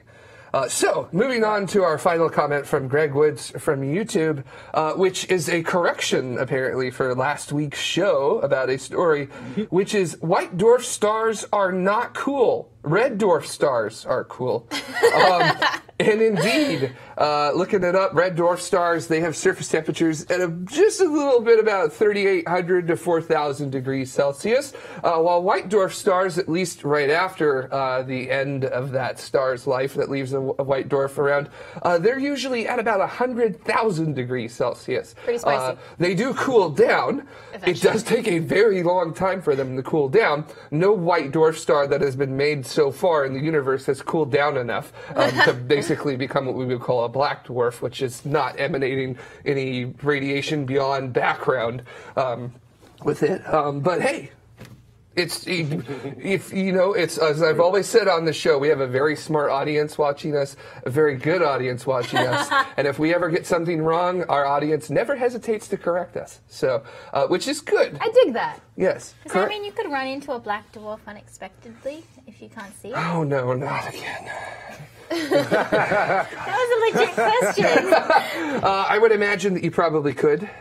So, but I would hope that you would be able to detect I that suppose through you feel other the means. gravity before. Yeah. So. Whatever. Sorry. Yeah, just to remind everybody, in astronomy, temperatures are opposite the taps that you have in your bathroom. In your bathroom, you probably have red associated with hot, blue associated with cold. It's actually opposite in astronomy. Red are the cooler objects, blue are the hotter objects.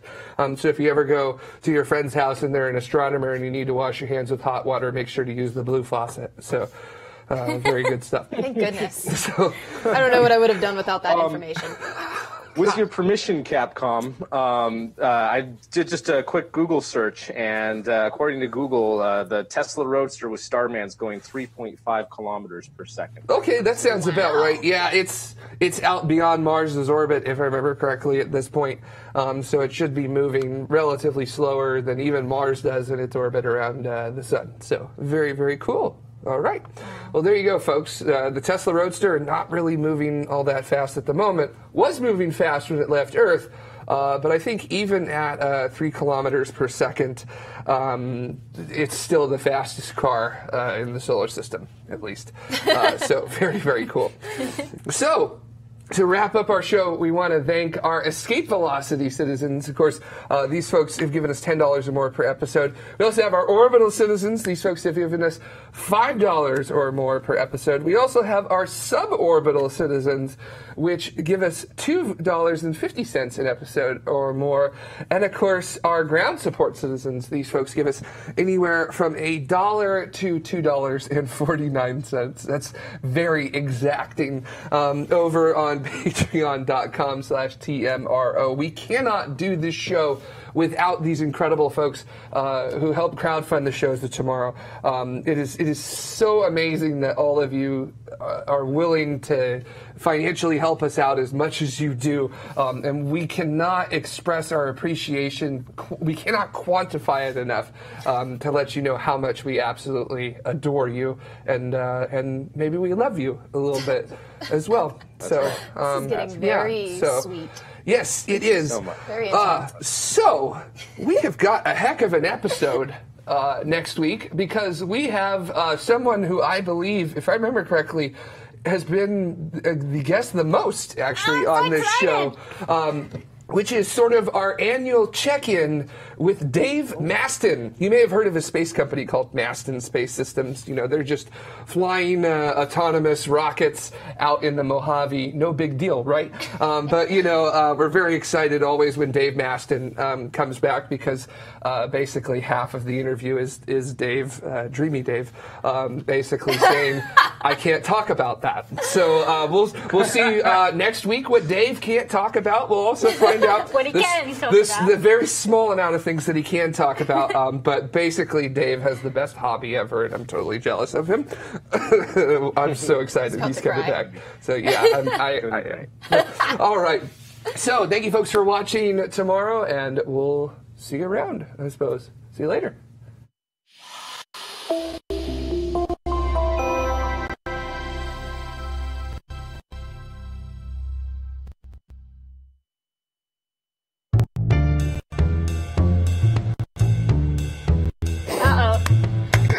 Is not handling this very well.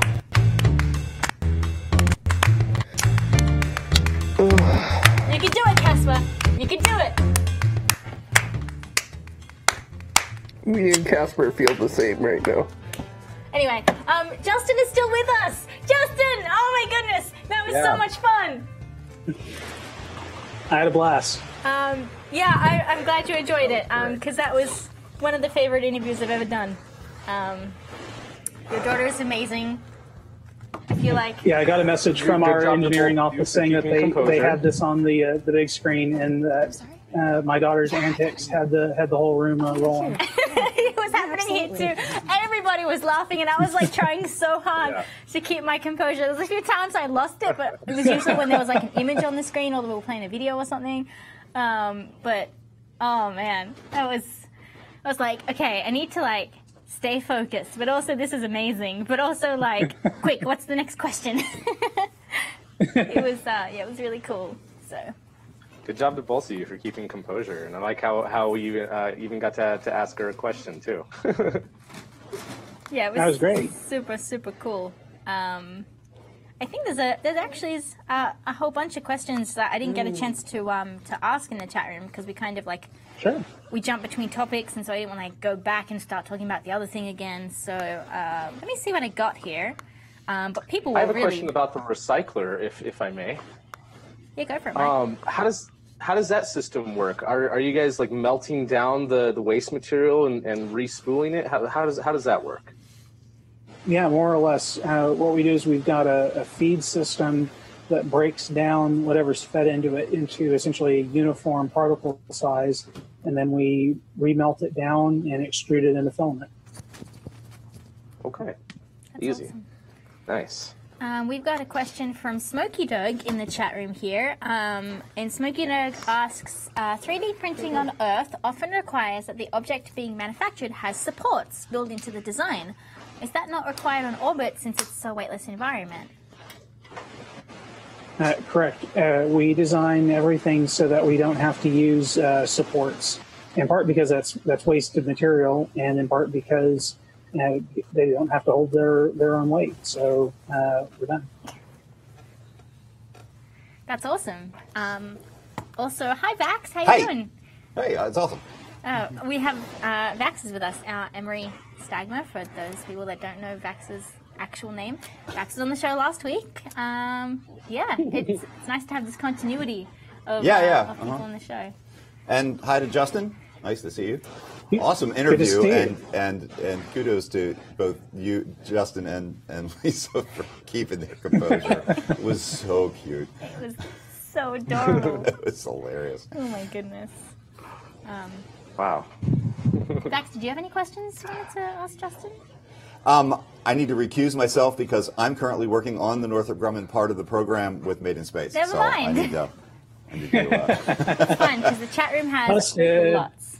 Yeah. So I've got Hanny's Warweb on Twitch that wants to know what's the strength of the objects that can be made presently, and how strong can the prints get? No, that's a great question. So a lot of the work that we did with NASA Marshall was the material characterization of the prints that came out. And we actually did a couple hundred prints through that experiment program, both on the test printer and continuing on the AMF. And we've found that the bulk properties of the finished parts are actually about the same as the bulk material on the ground. So, anything that we print out of ABS has the same strength properties as, like an injection molded ABS part. The same for HDPE and Ultem. Where it'll start to get more interesting, I think, is when we start looking more at things like metals, resin parts, things like that. That's really a new frontier for us, so we haven't fully characterized that yet. But one of the things that I think is really interesting about our additive extended structure manufacturing process for Archinaut is that we can actually change the cross-section of the parts as they're manufactured so that you can actually have a variable geometry shape that is optimized for whatever vibrational modes or loading that you expect to have on the structure while it's in space. So you can actually use the shape to control its strength and mitigate any issues that you might have from the material itself. That's so cool. Oh man, it's just so customizable. That's opens up so many opportunities. Wow. So, Justin, two of the kind of the key things that I've heard people talk about, and that I've heard from being able to manufacture things in space are, number one, you can build things larger than you can launch, and also that you can build things more delicate than you can launch, because launch is pretty harsh.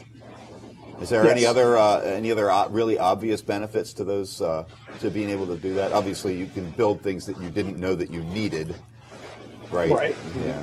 So you don't have to actually launch the actual object. You can just launch the bulk materials in order to make the object.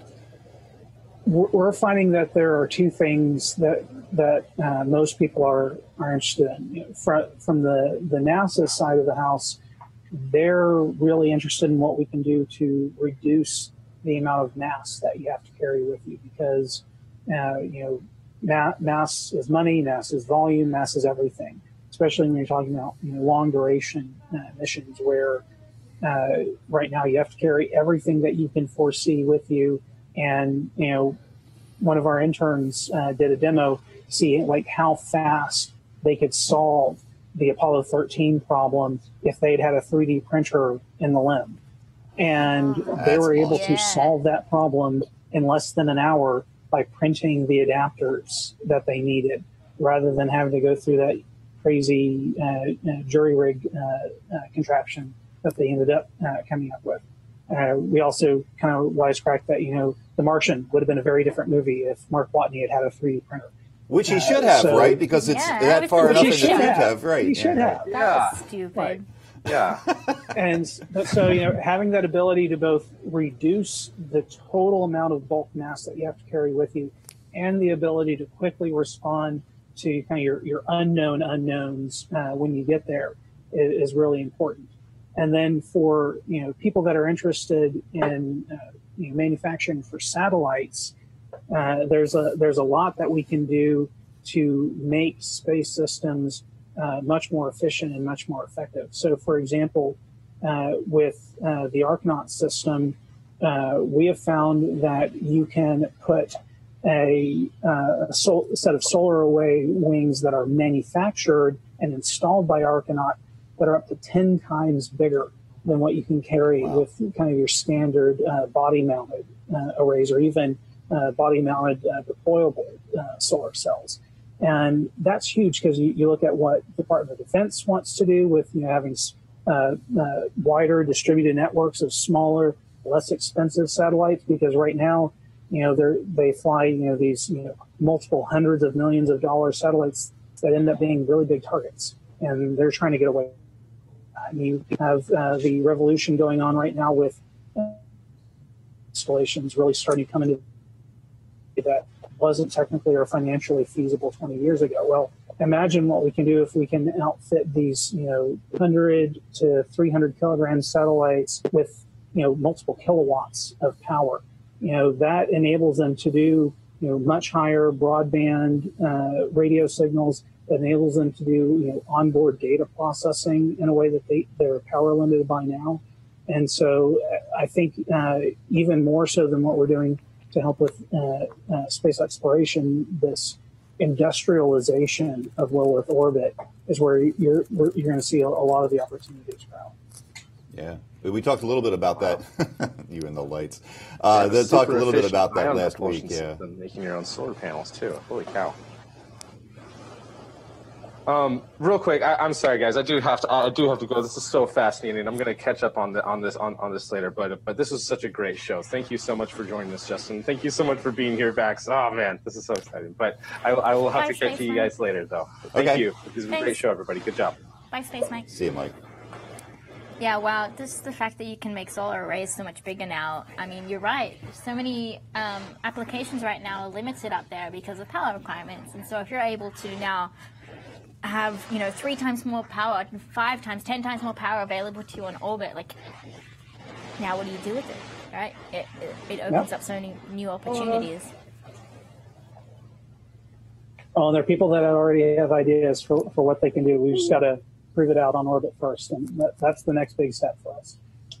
Is that how we accelerate space-based power generation? Like, I feel like we had someone on the show before that, like, they took solar power, like, from satellites on orbit, and then they microwave beamed it down to Earth, and then, like, that was like a green power alternative. I might be pulling something out of thin air here. No, people have been talking about doing that for 50 years. Whoa. And we haven't had the orbital infrastructure or the launch vehicles or the high enough efficiency in the electronics to be able to do that. All of those things are getting to the point where they might actually be possible.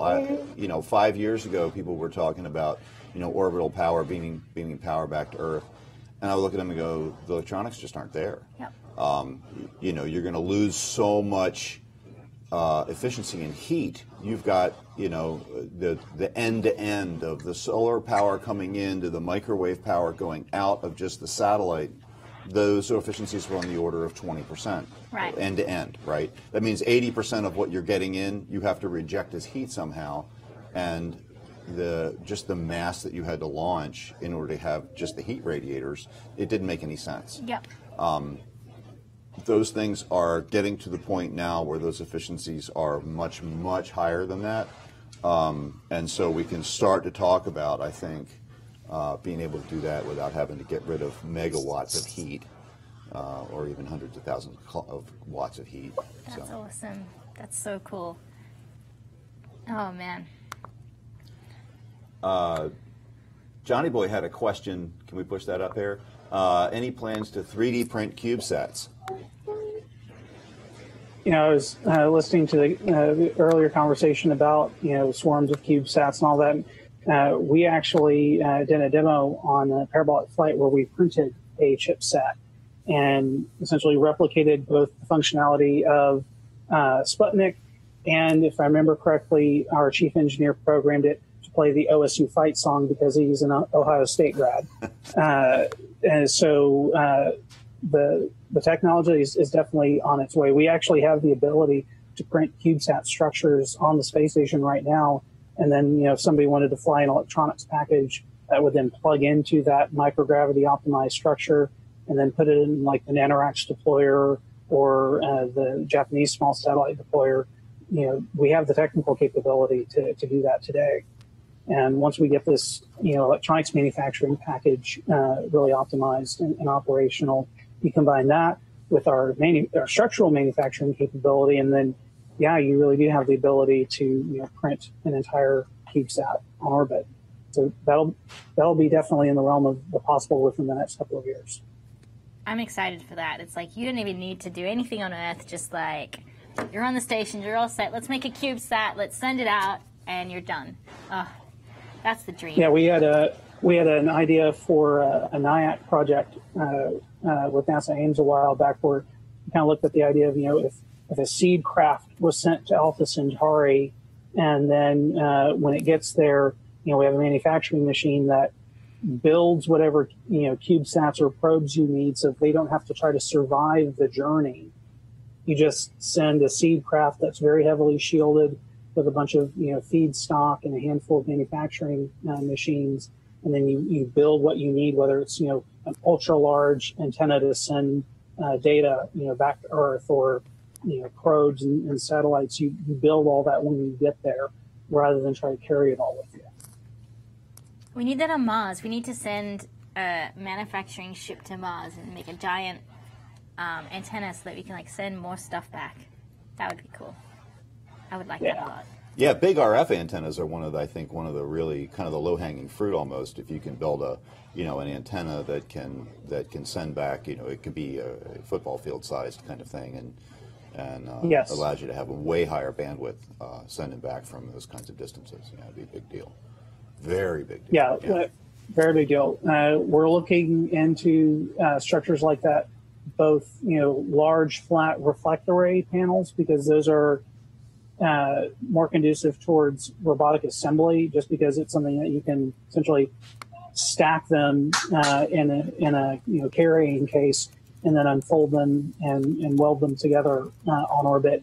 And then for large reflector antennas, we're developing the capability to build, sub-millimeter precision structures so that you can put those, high quality reflectors on a very large. We're talking like 40 to 100 meter diameter structural spars where you can stretch out these RF reflective materials. Has your daughter there? Is that an Atlas 5? She's got an Atlas. Is that? Oh my God! I want that toy. It's so cute. I want one. Where do you get them from? I have friends at ULA. They're available on the ULA website, shop.ula.com or something. Shop.ula.com. Excuse me while I just buy one. Seriously, it's adorable. Oh man. Yeah, her dad is an aerospace engineer and her mom is a doctor, so we've long resigned that our children have no hope of a normal childhood. ULAlaunchstore.com. Activate launch sequence in 1, 2, 3, 4, 5. Blast off! Yay! Where did your rocket go? Did it go like to the moon or to Mars or somewhere else? Where are you sending your rocket, Ellie? To moon. She says she's moon first. Moon first, yeah. Oh man. Justin, we usually ask all our guests like 4 general questions just about spaceflight in general. I didn't ask you them because due to time and stuff. Why are there 3 boosters on this side but only 2 on that side? That's just the way it's built, Oh, sweetie. because that's the 5-1 configuration. Yep. You lost the wing. Oh man, now we're gonna crash into the loops. That's exactly. We know how to do that.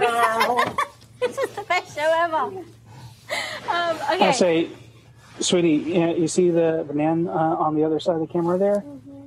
He worked on the mission where they actually crashed part of the upper stage of one of those on the moon. Oh. On purpose. On purpose. Yeah. And found water. Yeah, they found water. This show keeps. Yeah. The show keeps going like throwing back into each other. This is just showception. Okay. So we have 4 questions. But let's where's get your other one, answers sweetie? from the both of you if you want. I'm very curious to hear both your answers. Yeah, I have a gray one. Sure. I have a gray one, right? Mm-hmm. One of them is gray, one of them is yellow, one of them is orange. Yeah. Where's your yellow one? The first question is, what is your favorite space mission of all time? It can be past, it can be in the future. Favorite space mission. That's a tough call. I guess I almost feel like I have to differentiate between favorite space mission in fiction and favorite space mission in the real world. Go for it. Favorite space mission in fiction is definitely the Discovery mission in 2001: Space Odyssey.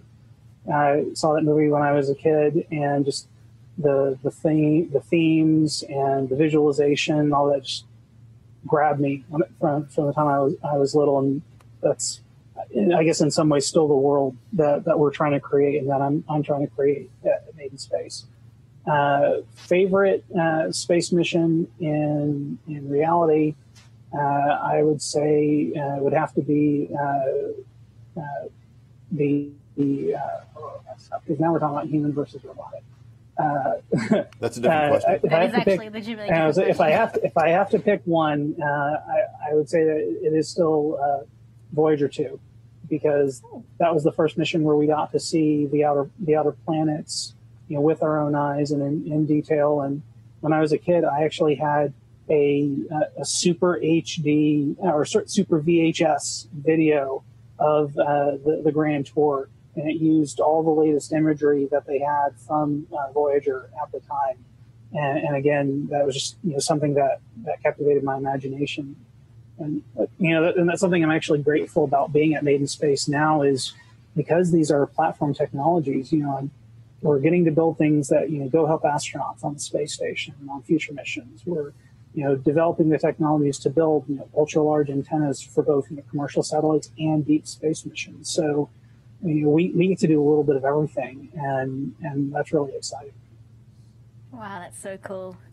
You led very well into our next question, which is human or robotic exploration of the cosmos? It's both. It has to be both. We send people out where we can to expand our sphere of influence and expand the nature of the human condition. And I am of the philosophical school that believes that humans need a great big challenge to continue our evolution and push us to be better and do better. And space is that next frontier. But we also can't afford to send lots of people everywhere, at least not yet. And so we need robots to push those boundaries back, go where it's either not yet safe or not yet established for people to go. And as robotics continues to advance and it continues to evolve, we're going to have people and robots working hand in glove. We have to, I think, to establish settlements in a sustainable way, just because we have thousands of years of civilization underpinning everything we do on the earth today, whether it's the sanitation running under my house to the airplanes flying over my head and everything in between. And we won't have that with us when we go to these other places. So we've got to figure out ways to sustainably and reliably incorporate automation, robotics, machine learning, and human ingenuity and intuition so that we can sustainably explore other worlds. I don't believe that there should be a dichotomy between the two. Wow. Dennis Wingo, who we've had on the show before, described robots as being a force multiplier for humans in space. Yes. I thought it was a really I agree with Dennis 100% there. Wow. Our next question is, where should we explore next? So this is when I'm really going to sound like an engineer. I'm a systems engineer by training and background. And I actually don't think any particular destination is as important as why we're doing it. Because answering the question why, that's what drives architectures. That's what drives how we build programs and how we build systems. So I'm more interested in, why are we going and what are we trying to accomplish? So, if say, for example, we decided that the reason why we're going back to the moon is because we want to build a big radio astronomy telescope and science center on the far side of the moon because it's a great place to do radio astronomy, then I'd be 100% behind that because there's a science need. It drives new technology. It'll drive new innovation. There are roles for both humans and robots in implementing such a program. If that's what we're going to do, let's do that. And if we're going to go to Mars, we have to decide, are we going there solely to look for signs of life? In which case, then maybe that means we do build a system where we're, doing telerobotics from base camps on the surfaces of Phobos and Deimos, rather than putting human boots on the ground because of planetary protection protocols. But if we're going for the purpose of settlement and expanding our civilization, then that does drive a different architecture, and we have to focus on solving the problems of how do you put large, heavy masses on the Martian surface safely in a way that we don't know how to do yet. And so I think figuring out the why and articulating the value proposition to human society for why we do these things and why we go to these different destinations, that's much more interesting to me than just picking any one particular place. But if I did have to pick one particular place, it would probably be Jupiter, because I read Arthur C. Clarke's A Meeting with Medusa when I was in elementary school, and the way he described Io and Europa and the clouds on Jupiter, I will remember that story probably until the day I die. And there is a kind of base primal part of my brain that would just love to be able to see that with my own eyes one day. I don't think we've ever had anybody answer Jupiter before. that's very cool, and I love the reason. That's fantastic. Super unique. That's amazing. You pretty much already kind of bled into the next question, which was awesome. But our final question is, why space? So I think, there are all kinds of different reasons why, we go to space. We go to space because it's now part of our economic sphere through telecommunications, position navigation, and timing. All of that infrastructure is a part of our economy in a way that's frankly transparent to most people. And I think, like, most people don't even realize that the banking industry, as we know it today, relies on GPS timing to such a degree that if the GPS system, like global GPS, whether it's GPS, Beidou, Galileo, I forget the name of the Russian one offhand right now, but if all of those were taken out, global banking would come to a halt. And I think people probably ought to appreciate that more than they do. But anyways, there are economic reasons to go to space. There are scientific reasons to go to space. There's the long-term view that eventually the sun is going to expand into a supergiant state, and we're not going to have a home anymore if we don't figure out how to get off this rock. But in the nearer term, in the present, I think it's important to recognize that we look at what's happening in the planet today. We look at what's happening with what we're doing to our ecology and to our planet. We're conducting a really big experiment right now, and we don't know how that's going to work out for humanity and for civilization. But we know up in space there are more useful resources than have ever been extracted in the entire history of humanity. And we can go extract those resources and put them to use and elevate the standard of living for everyone on the planet without having to destroy our ecosystem and our biosphere to do so. So, ultimately, that's really the big reason why I'm at MadeInSpace, is because moving that industry and moving that method of production into space is a critical part of really being able to bring space into our economic and social sphere in a way that we don't currently do. And I think that's the key to actually, eventually building a kind of society where scarcity is a thing of the past, where energy is so plentiful that it's effectively free. And what we call rare earth metals today, they're not rare, and they're common, they're plentiful. Imagine how different our electronics would be if those materials that are so expensive and so toxic to extract from the earth today were as plentiful as aluminum and steel. And so I'm excited to build the industry and build the infrastructure to make that happen and really elevate society for everybody. That was an incredible answer, Justin. Your passion for enabling space to become enabling humans to become a spacefaring civilization is it's so apparent. That was our final question, and I think we're probably going to wrap it up because not only am I hungry, but our Zoom meeting with you it's on a timer, so it's going to time out really soon. I wish I could keep talking to you all day because this is incredible. But I just wanted to say a big thank you again for taking time out of your Saturday, for having your daughter join us on the show. That was absolutely adorable, and it's really been a blast, and I'm really, really glad that you could come and share your story with us today. Thank you for having me. I enjoyed it. Awesome. Good to see you again. All right. Well, we're going to go. Emery. We're going to go, Internet. So thanks for watching After Dark. This will be posted in approximately 3 or 4 weeks, whenever Ben feels like it. I don't know. And you can always get access to After Dark early by becoming a patron. So thank you so much, and we'll see you next time. Bye.